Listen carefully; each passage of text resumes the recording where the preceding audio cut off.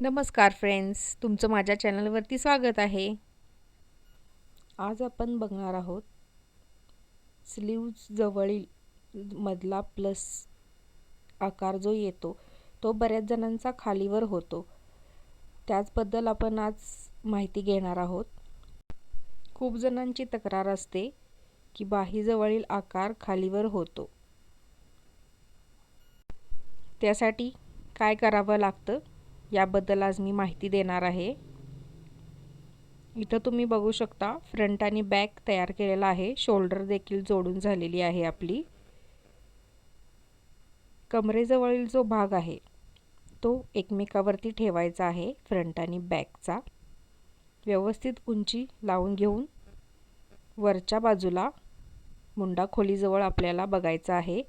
थोडंफार आपलं जोडताना खालीवर झालं असेल तर त्यामुळे हे अंतर दिसून येतं आणि हेच मोठं कारण आहे की तुमच्या मुंड्याजवळील आकार व्यवस्थित येत नाही.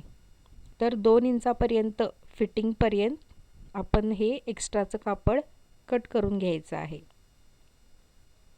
जेणेकरून तुम्ही फिटिंग जेवढं घेतलं आहे तिथपर्यंत दोन्ही भाग तुमचे समान असले पाहिजेत. जर तुम्ही 2 इंचानं काढला असाल तर 2 इंच घ्या आणि जर 1.5 इंचानं फिटिंग वाढवला असाल तर 1.5 इंचच घ्या. त्याचबरोबर आपल्याला बाहीचं देखील मार्जिन व्यवस्थित सेट करून घ्यायचं आहे. दोन्ही स्लीव्ज एकमेकाला जोडून घ्या व्यवस्थित. दंडाकडील बाजूने देखील व्यवस्थित जोडून घ्या. इथला जो फिटिंगचा आकार आहे तो व्यवस्थित 2 इंचापर्यंत उंचीला जुळला पाहिजे. तरच तुमचा आकार व्यवस्थित येणार आहे आणि फिटिंग देखील व्यवस्थित बसणार आहे. फिटिंग मार्जिन जर 1.5 इंचानं घेतला असाल तर 1.5 इंचानंच कट करायचा आहे. बाही ओपन करून जो फ्रंटचा आकार आहे तो कट करून घ्या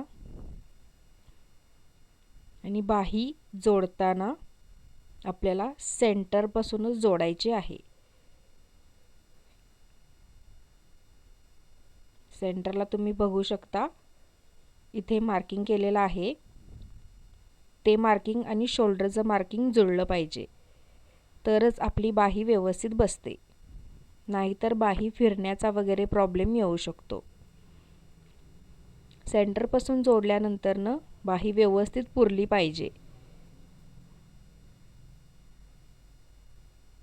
बाही जर पुढे मागे झाली तरी देखील तुमचा सेंटर जुळण्याचा प्रॉब्लेम येऊ शकतो. त्यामुळे देखील आकार खालीवर होऊ शकतो. अशा पद्धतीने व्यवस्थितपणे जोडून घ्या. ब्लाऊजला डबल टिप मारायला विसरू नका. अशाच पद्धतीने दुसरा भाग देखील मी जोडत आहे.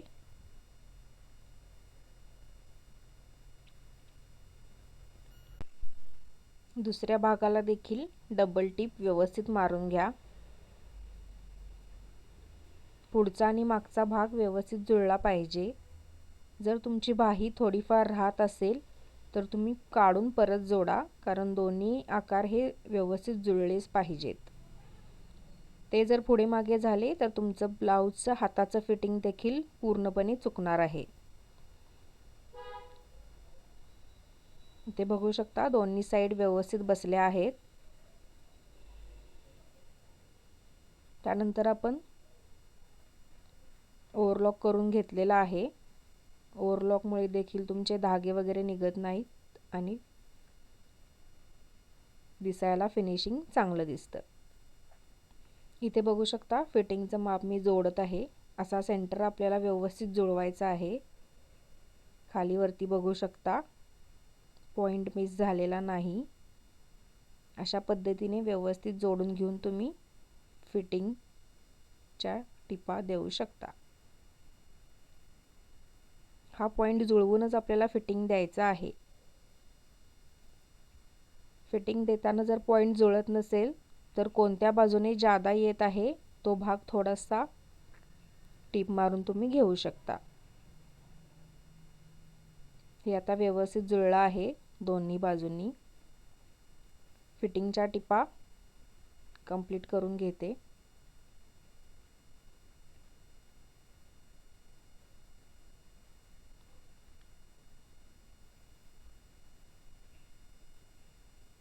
आपलं फिटिंग कंप्लीट झालेलं आहे.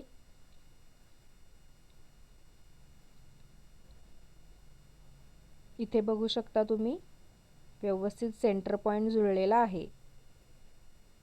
अशा पद्धतीने तुम्हाला दोन्ही साईडचं फिटिंग करून घ्यायचं आहे. असे केल्यामुळे साईडचे फिटिंग देखील खूप छान होते. स्लीव्हची लाईन बघू शकता तुम्ही फिनिशिंगने आलेली आहे. साईड देखील स्ट्रेटमध्ये फिटिंग आलेला आहे.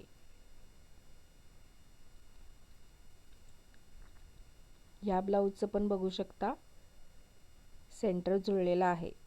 प्रत्येक ब्लाऊजसाठी तुम्हाला अशाच पद्धतीने केल्यामुळे तुमचं फिनिशिंग व्यवस्थित येणार आहे. व्हिडिओ कसा वाटला हे नक्की कमेंट करून सांगा आणि चॅनलला लाईक, शेअर, सबस्क्राईब करायला विसरू नका. बाय.